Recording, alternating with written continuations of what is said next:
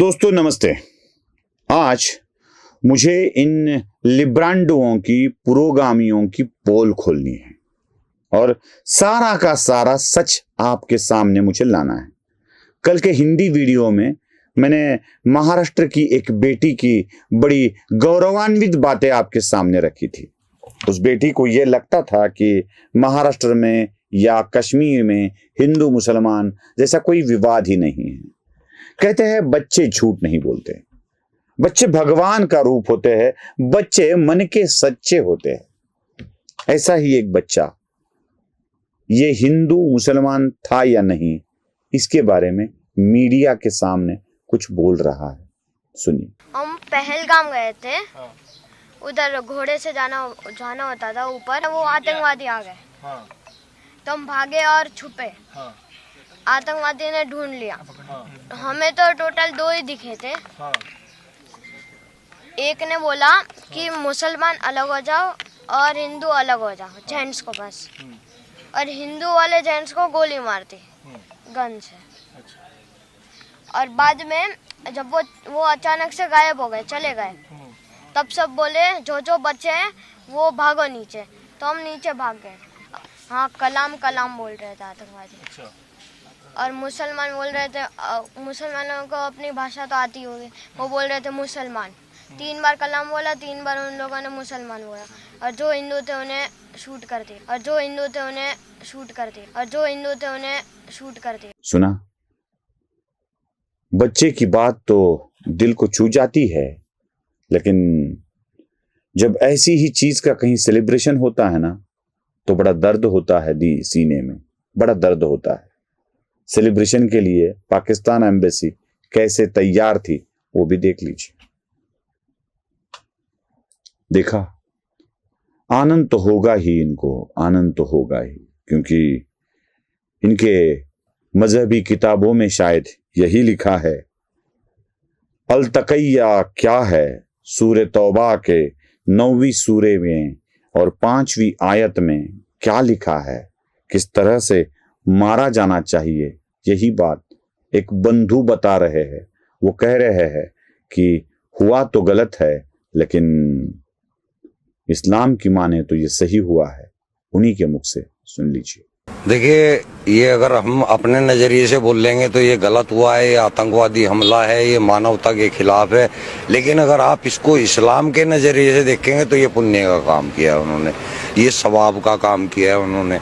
ये कुरान के स्क्रिप्चर सूरह तौबा की जो 5 आयत है, उसके अंदर सेम टू सेम यही प्रक्रिया लिखी है कि काफिरों को जहां पाओ वहां देखो, उनको मारो, घात लगा करके उनको मारो। इन्होंने भी तो वही किया, घात लगा के मारा, बाकायदा उसकी रेकी हुई है। सुना? मजम्मत करने वाले रियासत कश्मीर कहकर मजम्मत तो कर देते हैं, लेकिन हिंदुस्तान कहकर हिंदुस्तान की सरजमीन को अलग बताने की, अलग दिखाने की कोशिश भी करते हैं।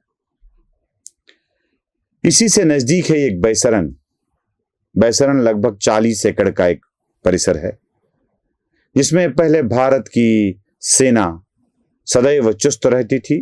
कहीं यहां पर गड़बड़ न हो इसलिए कई सैनिक रखे जाते थे। 15-16 साल पहले से यहां लगभग शांति थी, इसलिए वहां से सैनिकों को हटाया गया। 2009 की यह घटना है। कहीं और डिपोर्ट कर दिया गया। 2009 से यहां पर सैलानियों पर कोई हमला नहीं हुआ था। मतलब पहलगाम का इलाका, बैसरन का इलाका सैलानियों के लिए सुरक्षित हो चुका था। यहां पे स्थानीय उद्यमियों द्वारा एक SOP जारी की गई थी कि कोई सैलानी वहां आता है तो उनका सारा का सारा सामान, चाहे छोटी बैग हो, छोटी ब्रीफकेस हो, कुछ भी हो, वो जिस गाड़ी से वो आ रहे हैं उस गाड़ी के छत के ऊपर कैरियर बनाकर उस पर डाला जाए। ऐसा क्यों किया जाता था?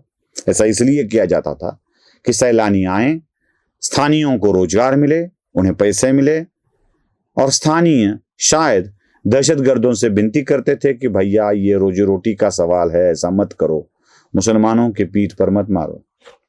पहलगाम में लगभग 103 लॉजेस है। 3,000 के करीब होटल रूम्स है, 6-7 हजार करीब के लोग वहां रहते हैं। वहां दिन भर आकर शाम को चले जाने वाले और कुछ होते हैं। 10 से 15 हजार तक सैलानी पहलगाम में सीजन के वक्त आते हैं। हर एक का 10,000 रुपए खर्चा भी पकड़ लिया तो कितना पैसा जमा होता है।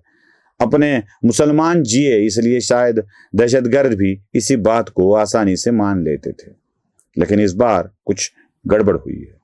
गड़बड़ ये है कि स्थानीय रोजगार प्राप्त करने वाले लोगों ने ही शायद गड़बड़ कर दी और खबर बता दी कि हिंदुओं को मार डालो। हिंदुओं को मार डाला गया। अब परिणाम इन्हीं के रोजगार पर हो रहा है, इन्हीं के रोजगार पर हो रहा है। अब श्रीनगर के हवाई अड्डे पर 300 से कम लोग उतर रहे हैं, जहां रोज कम से कम 4,000 लोग उतरा करते थे। यही कहानी कश्मीर की है। क्यों ऐसे हुआ? शायद हमारी व्यवस्था आत्मविश्वास के कारण चरमरा गई थी। ऐसा लग रहा था कि यहां कुछ नहीं होगा। ऐसी स्थिति थी भी, लेकिन कुछ लोगों द्वारा जानबूझकर किया गया, क्योंकि चना बेचने वाले, चाय बेचने वाले, कहवा बेचने वाले अब दिखाई नहीं दे रहे हैं। यह खबर भी हम सुन रहे हैं। असलियत क्या है आपको पता चलनी चाहिए, आपको समझ लेना चाहिए। नमस्ते।